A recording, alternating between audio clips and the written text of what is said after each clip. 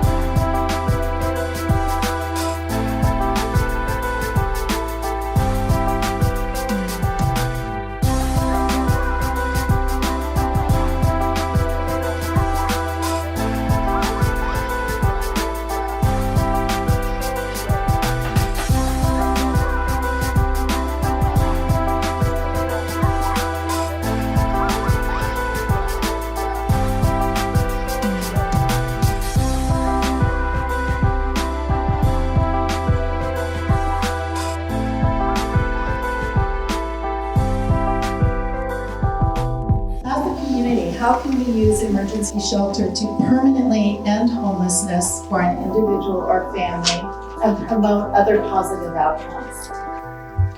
I would say that we can use it because it's just a stepping stone into the other programs. So again, a lot of the other nonprofits do start at the shelter and they do go to the shelter.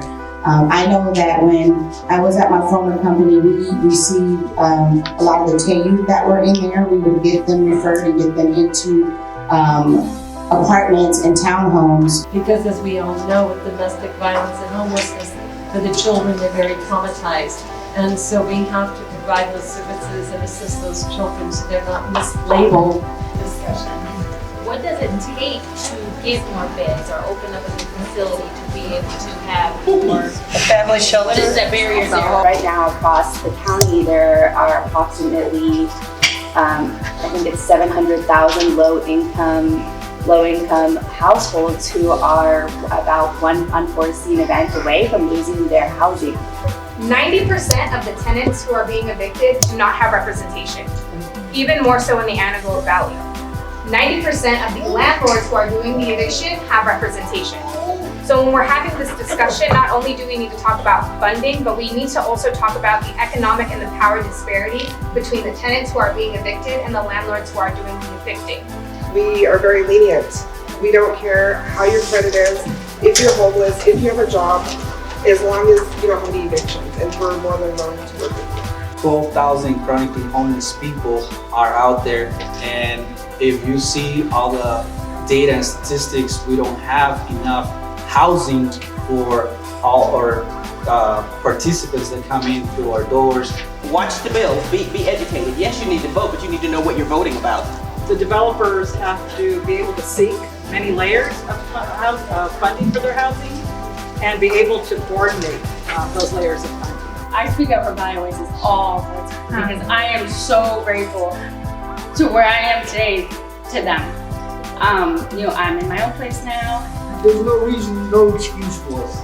And it ought to be resolved with mayors going up higher above them and addressing this situation because it's nationwide. You have a lot of people out there on the streets that are ex-military. You would probably want something that showed legs and had some work.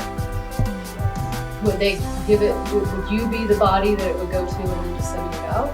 Or it should go to anybody? My organization wants for lack of a better term, is kind of the coin purse for homeless services. Our role is to make sure that funds collected from the county, city, and federal government are distributed to service providers so that they can do things like what Nick does and helps provide funding for developments of new facilities. Proceeds from the thrift store will go into an account for us to provide that service to somebody that needs this type of service. One of the things that we've provided before was there was a young girl at our domestic violence shelter that wanted to be a cheerleader. And so the agency was able to purchase that cheerleading uniform for that young girl. These last two gifts, bags. The last three numbers are 036. It emerges with the Ashley. All right.